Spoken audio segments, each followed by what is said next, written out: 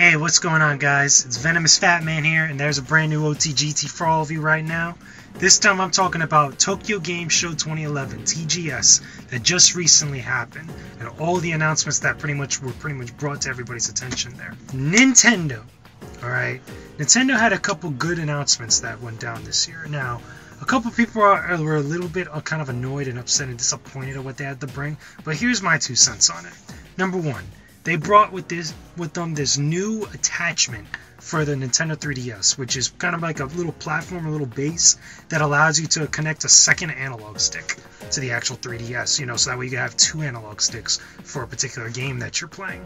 Now, according to them, they already announced the price. It's $20, $19.99. Runs on a single AAA battery when you connect it to the Nintendo 3DS. And also, some of the games that were recently just announced at TGS are also going to utilize this, down the line when they eventually do come out. So, of those games, there was the recently announced Monster Hunter 4, there was Metal Gear Solid 3DS, and also the Resident Evil game that's coming out for the 3DS as well. All those games are going to utilize this second analog stick. Here's my whole stance on it. Honestly, I feel that the actual little peripheral itself looks very ugly, looks very clunky, and it looks kind of like it's actually going to be really uncomfortable to actually play like that. Minus the fact that, you got a small screen or whatever, but it looks like it's going to kind of extend it a little bit much more that way, so you're going to be kind of like playing like this, which to me, I think it's going to feel a little awkward, but then again, I haven't gone hands-on time with it, so I can only say so much. It's just based on what I've actually seen from different videos or the streams that were going on during TGS. So that's one thing. The second thing that I want to talk about is this. Monster Hunter 4. This game right here, okay, looks awesome. Now, I kind of got a little bit hyped up for it because if you've been following my channel for a long time, you've stuck with me since the beginning, you guys know I'm a Monster Hunter fan. And from the stuff that I saw in that kind of teaser trailer that they showed off a little bit, some of the stuff that they're going to be doing for that game sounds awesome. Let alone the fact that this is the second Monster Hunter game on a Nintendo kind of platform, because for the most part, a lot of the handhelds and even the console games have been on Sony's platforms, PlayStation 2 and PSP. This one, in the game, they had a couple cool stuff going for it. You could actually fight now while you're climbing up walls and different cliffs and stuff, which I thought was pretty cool. You could jump on the backs of flying wyverns and actually be able to slash at them, which I thought was dope, and it's about time that they actually implemented something like that. And also, in my opinion, the biggest thing that they've added to it so far, the monsters can actually mess up and change up the environment around you. That's huge for a couple of reasons. In the demo, if you guys haven't seen the actual trailer, the teaser trailer that was at TGS this year, look it up on YouTube. I'll put a link in the description box for you guys. It was pretty awesome.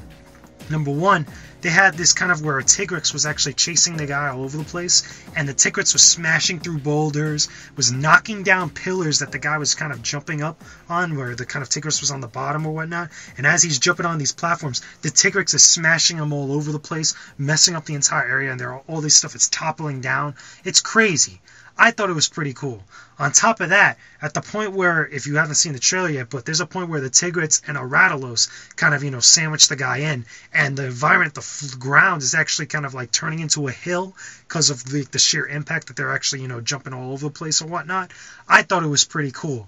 To me, that's going to make the fights a lot more harder and a lot more interesting because, provided if they actually do new monsters or whatnot later on when it actually gets towards release, it gives them the potential to actually make the fight so that way the monsters change up the environment drastically. And one of the ways that you have to figure out in order to take these things down has to utilize these changes in the environment. To me, that's pretty cool, especially with 4-player co-op locally. That sounds like it's going to be dope. So anyway, that's my whole stance with Nintendo. Now, let's talk about what went down with some of the other companies. Square Enix. It was disappointing that Final Fantasy Versus 13 was not there. A lot of people were hoping, at least, that it would actually be there and show something for this game, but Square still is being tight-knit about it, so it didn't have any sort of presence at TGS this year. But what they did have is this. They had Final Fantasy 13-2, which was pretty cool. They showed a little bit much more of what's going on with that game. A new trailer, as well as, some gameplay footage like we've been seeing for quite a while, which is good because the game is getting closer to its release. Besides that, we also got a chance to hear about Final Fantasy X HD Remake for both PlayStation 3 and the Vita. Now, some people are kind of, I've already played Final Fantasy X already, and I really, I wanted something brand new, I wanted something different. But for me, I love Final Fantasy X. I think it's awesome. Once I do get a PlayStation 3, that's definitely going to be one of the games I end up getting, because obviously it'll allow me not to pull out my PS2 version of the game. I can play with HD graphics and possibly trophies, which is pretty cool. Also, there's also potential to maybe, if they're lucky enough, or even if they decide to do it, to add other stuff into the game, which I think would be cool, but everybody else has their own opinion. I think it would be dope. Besides that, Kingdom Hearts 3DS Dream Drop Distance. This is pretty cool because there were some new details that came out about it. There was some more kind of, ideas about what the actual fighting is going to be like. You're actually going to be able to team up with 2 extra allies. You're not going to be solo this time on the 3DS. It's not going to be Donald and Goofy. I think they're calling them Nightmares or Nightshades or something like that. There's something involving the Heartless, I'm guessing.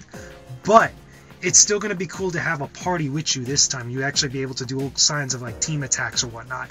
It's about time they brought that back in there, because obviously with Birth by Sleep being the most recent, or Recoded being the most recent portable Kingdom Hearts game, they didn't have any sort of allies along with you unless you did the multiplayer on some of those games. But now it's cool, and more than likely, if anything, I hope this game does have multiplayer, because they were actually getting some good stuff done with Birth by Sleep and 358 over 2. So I hope they expand upon it. But it's pretty cool.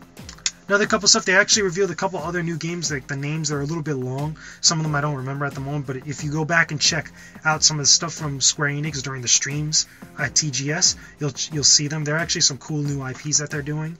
But also, again, they also had some Type 0 stuff there. The same demo of what the Japanese have been playing for a while now. The release for that game is right around the corner, so it's pretty good. Hopefully that more details come out about a US release sometime in the nearby future. Let's talk about Capcom here. Capcom had some pretty cool stuff. Besides Monster Hunter, they had Asura's Wrath, and they had the stuff for Street Fighter X Tekken and Ultimate Marvel vs. Capcom 3. Asura's Wrath, bro, looks freaking awesome. To be honest with you, every time I see this game, I get more hyped for it, because the epicness of this game, increases within its level each time I look at it, because they have all sorts of cool things going on. They have the kind of, little kind of like quick time events where, it's very similar to like that of Naruto Ultimate Ninja 2 on the Xbox 360, where they have those little kind of like, cutscene events or whatnot. But these just look so much more crazier in sense of both scale and the type of action, the choreography, what's going on. I think they look awesome. The different moves, the actual character himself, Asura, looks awesome. The story is very interesting. It's based on Chinese mythology, which I think is dope. That game is going to be cool. Now, Marvel vs. Capcom 3, or Ultimate Marvel vs. Capcom 3, I should say. They have a PlayStation Vita version of this game coming out. So, from what I'm hearing, they're taking kind of like the BlazBlue approach, where most of the effects and everything about the core game is still going to be in there. It's just going to look a little bit much more rough around the edges as far as the characters and the backgrounds and whatnot, but it's still essentially going to be the same experience on the PlayStation Vita. The only problem I have with that is this, and it's the same thing with the Street Fighter X Tekken game that's also getting a PlayStation Vita version. The more definitive experience, I believe, is going to be on the consoles. That's where you're going to get much more of the bigger competitive scene. That's where you're going to get more people playing it, and that's where you're really going to enjoy that game, if you're big into fighting games like that. However, for the PlayStation Vita, there is some talk that Ono, and I think it's Mad Catz, I believe it is, or some other company, is working to make kind of like a miniature fight stick for the PS Vita, where it could be on the go. You could just whip it out and just play with it like that, kind of replicating a little bit how it is to play on an actual fight stick for the consoles or even an arcade.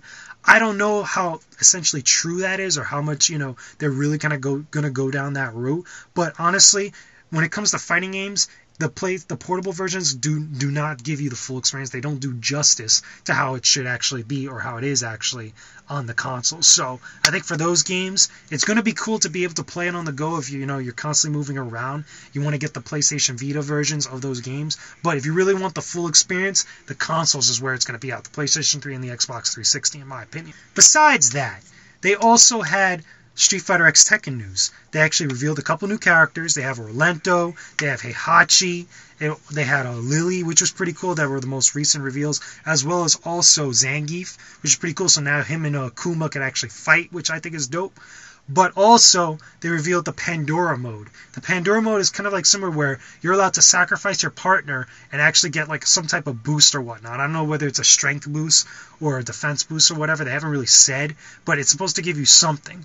And it's supposed to kind of, it's kind of very similar, I guess you could say, to X Factor. Whatnot, but with a different type of cost to it, or a revenge meter. It seems like every time now with Capcom with their fighting games, they have to introduce some sort of powered up element to the actual gameplay. It wasn't like how in Marvel vs. Capcom 2 you didn't have that. It was just the teams of characters just going at it like that. In Marvel 3 they obviously had X Factor. And with Tekken they have the whole kind of rage meter when you start getting hit a lot and you start to get more powerful, or whatever, to make that kind of comeback. A lot of the fighting games are starting to do that now. So I'm hoping with Street Fighter X Tekken, it gets to a point where you could play in a mode or any sort of online matches where you don't have to have that on. I hope it's a separate mode. It would be better, in my opinion. But if it's actually part of the system, it's going to be a downer, but I'm still pretty sure a lot of people are going to check that out anyway. Just a simple fact of that game. But also, okay, I think it was pretty cool because the characters look sweet. They're looking really nice. Some people might argue the whole cartoony style that some of the Tekken characters are look kind of weird and distorted, but it didn't bother me as much. I'm still waiting. I'm hoping that I still get my Martial Law versus Fei Long matchup, or my Honda versus Ganryu. That's all I'm saying, Capcom. Make it happen, please. Besides that, you had some other game news from other different companies all over the place. You had Ninja Gaiden 3 that was shown by, by Team Ninja, or was it Ninja Theory, sorry, or I believe it's Ninja Theory or Team Ninja, could be wrong, but Ninja Gaiden 3 had a trailer that was shown. It actually is kind of detailing more about what the story is going to be like, much more darker approach. I think it's pretty cool. You had some Dead or Alive 5 reveal, a trailer. It was actually kind of like a little teaser demo, you could say, where now the environment's going all crazy while you're fighting. There's a whole bunch of stuff going on. Places are falling apart all over the place. I think it looks awesome. I cannot wait to see more of that game down the line. It's about time we got a real Dead or Alive instead of the whole Extreme Beach Volleyball spin-off stuff. Also, there's a whole bunch of other little things here and there, a lot of Japanese games that are only getting Japanese releases. Bottom line is this, guys. Tokyo Game Show was pretty cool this year. It wasn't phenomenal as it could be, like it's supposed to be, but it was still decent. In my opinion, I found it better than E3. Besides the whole Wii U reveals and stuff and the whole, console stuff. But as far as the games, I found that Tokyo Game Show was a lot better. I felt more surprises were actually revealed, a lot more interesting stuff that a lot of people weren't talking about, actually got some time to be in the spotlight. It was all good. So I like Tokyo Game Show. It's pretty cool. I always look forward to it every year. But that's just my opinion, guys. Leave your comments and video responses. I don't mind. Just keep it civil. Let me know what you guys think of TGS this year. If you like some of the announcements, if you hated it, or even some stuff I might have missed out on that I forgot to mention, put it in the comment section below. And I'll talk to you guys again soon. So anyway, I'm VFM. This has been Only the Goddamn Truth for TGS 2011. I'll talk to you guys again soon. Peace out, everybody.